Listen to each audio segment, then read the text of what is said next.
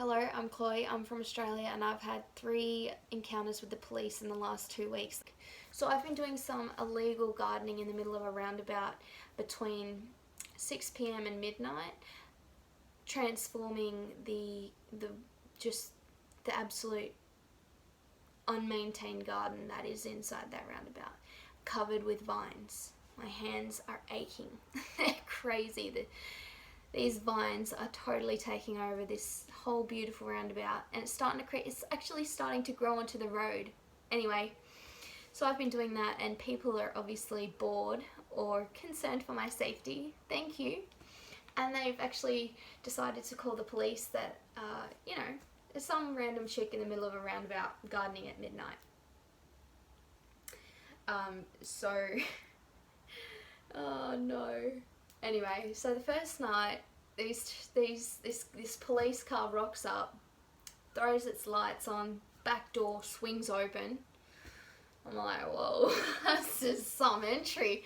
They jump out and I'm like, your back door's open. And they're like, oh, we had a bike in there. And I'm like, there is no bike in there, guys. Anyway, they just asked me what I was doing. They were really polite, 2 males, in their middle-aged males, really respectful, really supportive. They were like, what are you doing? What are you doing out here? What are you doing? You know? And they actually listened. They actually were really, really supportive. They said, look, what you're doing is great. Anyway, and they were just so cool. And yeah, they didn't hang around long. They just said what I was doing was great. I should send a letter to the council and get paid. Really beautiful experience, great experience. It really was, because there was that connection, and it was just happy, and they just took off. So the second night, these guys pull up. They weren't so convinced. They were kind of like, look, what are you doing here? It's dangerous, concerned about your safety, there's silly drivers. It is in the middle of a roundabout. It's a really big roundabout. It's huge. I have no worry for my safety. The safety's not an issue because I've observed the cars and how they drive. And they're all quite pretty slow. They're just moseying on, and most of them are on their phones anyway, so they're concentrating on their phone. They're not worried about what this crazy chick's doing in the middle of a roundabout pulling out vines. I eventually convinced these coppers to let me stay, and I said, look, once it's done, it's going to look great. It's going to look so good. And it is. It's looking awesome. I'm actually really proud of myself. The transformation is way more than I thought it was going to be. Anyway, so those coppers eventually took off. Good-hearted cops. Yeah, tonight I had, after probably 2 hours, this copper rocks up. I had a bit of anxiety. It was really strange. I felt this energy. I know there's something living in the bushes. I don't know what it is, a rat or an echidna, I don't know, but there is definitely something in there. Yeah, so anyway, I had this copper. This is interesting, actually. The other 2 times I was approached by the police, they both had a partner. So there was 2 of them, and they've all been males. But tonight, he was on his own, and he was quite arrogant. It was like he was scared. Like he was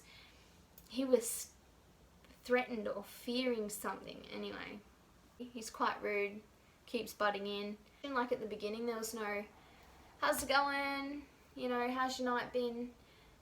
I didn't even take my hat off. So really, I didn't show the respect that I probably should have. Just etiquette. Just a simple, take your hat off, put your shears down, because he did say, drop the weapon. Oh, fuck, whatever. Okay.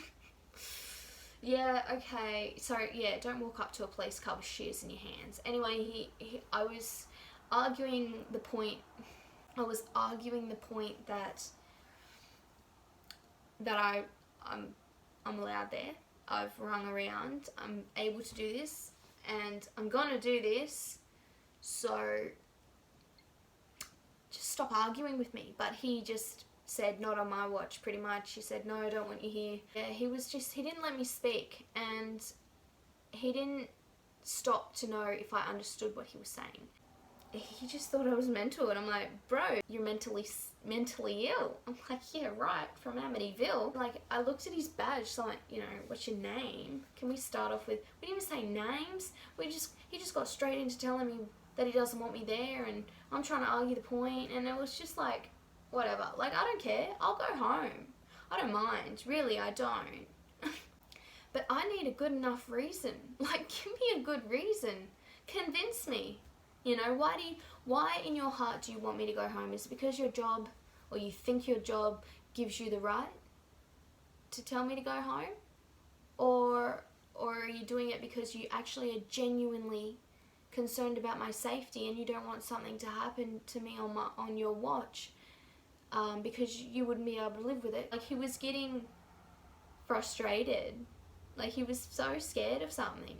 He was so scared he had to control me like that. So, look, all I'm saying is there are good cops and there are just wanker cops. But if you play the cards right, there will not be a problem. And I can only learn from my experiences, take the lessons from them, and I know it's going to happen again, because I'm doing stupid shit every day, all day. No, maybe it's not stupid. It's just like outside. I'm not on my phone, and I'm not in front of the TV, and I'm not eating. So it's kind of like, well, shit, something wrong with her. She's in nature. It's a common thing.